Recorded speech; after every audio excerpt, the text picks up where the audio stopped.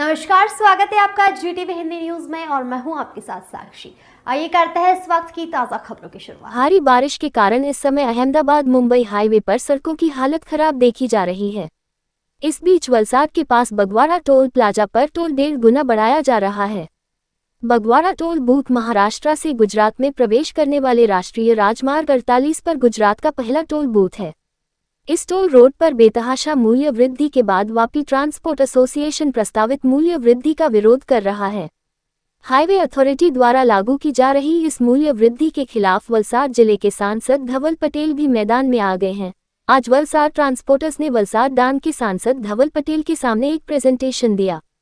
एक और जहां हाईवे पर बड़े बड़े गड्ढों के कारण सड़क दुर्घटनाएं और ट्रैफिक जाम होने पर टोल टैक्स की कीमत में प्रस्तावित बढ़ोतरी को लेकर वलसाड से सांसद डांग ने केंद्रीय मंत्री नितिन को पत्र लिखा है।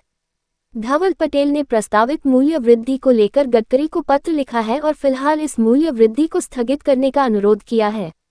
सांसद ने पत्र लिखकर कहा है कि मानसून में राजमार्ग की स्थिति खराब है और उन्होंने अतिरिक्त मूल्य वृद्धि को स्थगित करने का प्रस्ताव दिया है अभी के लिए, तथा आवश्यकता पड़ने पर उच्चाधिकारी को अभ्यावेदन देने का भी आश्वासन दिया गया है। Bureau report GTV Hindi news.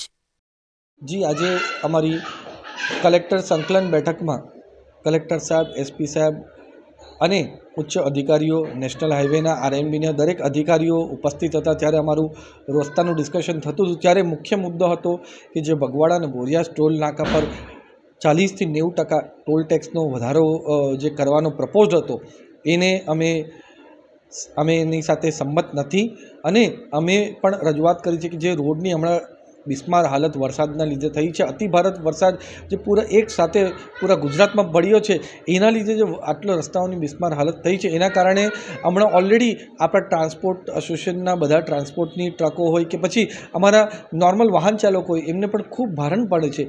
એના લીધે હમણાં ટોલ ટેક્સનો વધારો નહીં થવો જોઈએ। એના પછી ટ્રાન્સપોર્ટ એસોસિએશન વલસાડે પણ મને આ વસ્તુ પર રજૂઆત કરી અને ત્યાં એમને મેં બાંયધરી આપી હતી કે હું યોગ્ય સ્તરે આની રજૂઆત કરીશ ને 1 કલાકની અંદર જ મેં નીતિન ગડકરી સાહેબને આ વસ્તુ પર મેં પત્ર લખ્યો, એમને ઓફિસ પર પણ પત્ર પહોંચાડીને વાત કરી અને એમને રજૂઆત કરી છે કે આ વસ્તુનો ટોલ ટેક્સનો વધારો નહીં થવો જોઈએ। જે મને પ્રાથમિક માહિતી મળી રહી છે હમણાં કે આજથી ટોલ ટેક્સનો વધારો નથી થઈ રહ્યો છે। જે અમે રજૂઆત ટ્રાન્સપોર્ટ એસોસિએશને કરી, મેં કરી, એના પરિણામ સ્વરૂપે આજથી નથી વધી રહ્યો, પણ આવનારા દિવસમાં કદાચ વધે પણ તો જે અમારી રજૂઆતનો દોર છે એ ચાલુ જ રહેશે। ત્યાં નીતિન ગડકરીજીને રજૂઆત કરવાની કે એનાથી પણ ઉપર અમારે રજૂઆત કરવું હોય તો અમે કરશું, પણ વલસાડના ટ્રાન્સપોર્ટ એસોસિએશન અને વલસાડની જનતા સાથે હું ધવલ પટેલ સાંસદ તરીકે અને વલસાડ જિલ્લાનો વતની તરીકે હું એમની સાથે ઊભો રહેલો છે અને જ્યાં જ્યાં રજૂઆત કરવી પડશે, ચાહે રસ્તાની હોય કે પછી ટોલ ટેક્સની હોય, હું એમની સાથે મળીને રજૂઆત કરીશ। देश दुनिया की तमाम खबरों के लिए देखते रहिए जीटीवी हिंदी न्यूज और चैनल को लाइक करें, शेयर करें, सब्सक्राइब करें। Welcome to our YouTube channel. Don't forget to like, subscribe and share the videos.